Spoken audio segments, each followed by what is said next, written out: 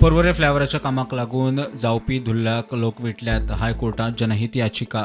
Construction of the NH 66 elevated corridor, and the court was very accepting of my suggestions. They have asked me to look further into the report which I had filed and to also give additional suggestions with regards to dust pollution, since I have highlighted the latest news reports which cover the aspects of dust pollution. So what I am going to do in the coming week is that I am going to prepare a comprehensive report with regards to how dust pollution is affecting road safety of the road users at that site, and also going to highlight the other aspects concerning road safety in the present moment, and then that has to be presented back to the authorities, including the PWD and the contractor, as well as the GSPCB, and also filed in the court within a period of 1 week.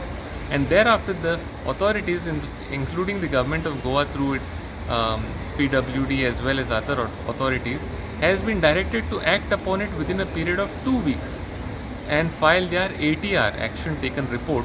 And the next hearing in my PIL, the present PIL, has been now scheduled on the 15th of January 2026 for further directions of the Honorable High Court. प्रुडंटा खातीर मुकेश कुमार.